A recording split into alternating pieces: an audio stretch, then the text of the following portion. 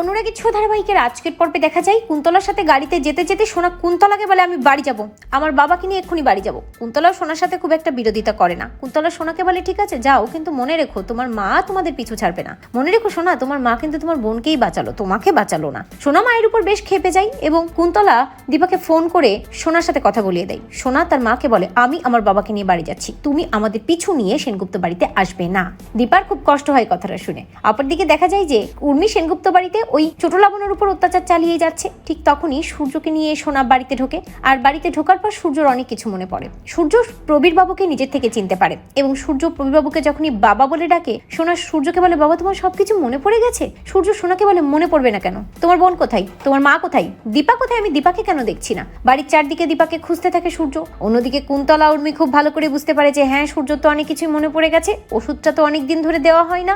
যখনই কুন্তলাকে দেখতে পাই সূর্য খেপে যায় কুন্তলার উপর। কুন্তলাকে বলে আপনি এ বাড়িতে কি করছেন, বেরিয়ে যান এখান থেকে। এই বলেই যখন কুন্তলার হাত ধরে টানতে টানতে সূর্য বের করে দিতে যায়, তখনই সূর্যের মাথাটা ঘুরে যায় আর জল দেওয়ার নাম করে উর্মি সূর্যকে ওষুধটা খাইয়ে দেয়। সূর্য আবারও সেই ঘোরের মধ্যে চলে যায়। দীপা, কৃষ্ণ, রূপা সবাই যখন সেনগুপ্ত বাড়িতে ঢোকে, তখন সোনা দীপাকে দূর দূর করে তাড়িয়ে দিতে চাই। তবে সূর্য দীপাকে দেখার পরেও কিন্তু চিনতে পারে না। সোনাকে বলে ওনার সাথে এরকম ব্যবহার করবে না, কিন্তু সোনা সূর্যকে বুঝিয়ে যায় যে এই মহিলার জন্যই আজ আমাদের এই অবস্থা, আমরা দুজন মরতে বসেছিলাম। চিৎকার করে কৃষ্ণ প্রতিবাদ করে বলে যে সোনা তোমার ভুলের জন্য আমরা সবাই মরতে বসেছিলাম। সোনা তেড়ে যায় কৃষ্ণের উপর, কৃষ্ণকে মারতেও যায়, কিন্তু রূপাও থেমে থাকে না। রূপাও সূর্যকে বলে বাবা সোনা তোমাকে ভুল বোঝাচ্ছে, কিন্তু সূর্যর আর এসব কিছু ভালো লাগে না। অন্যদিকে প্রবীরবাবু দীপাকে বলে বৌমা আমাদের মুক্তি দাও, তুমি যাও এখান থেকে, বেরিয়ে যাও। দীপা প্রবীরবাবুকে বলে আমি চলে যাচ্ছি বাবা, কিন্তু কুন্তলাকে এভাবে প্রশ্রয় দেবেন না, এই কুন্তলাই কিন্তু যত নষ্টের গোড়া। অপরদিকে সূর্য বেশ অসুস্থ বোধ করে, যেটা দেখে কৃষ্ণর মনে হতে থাকে যে সূর্য এমন কেন করছে।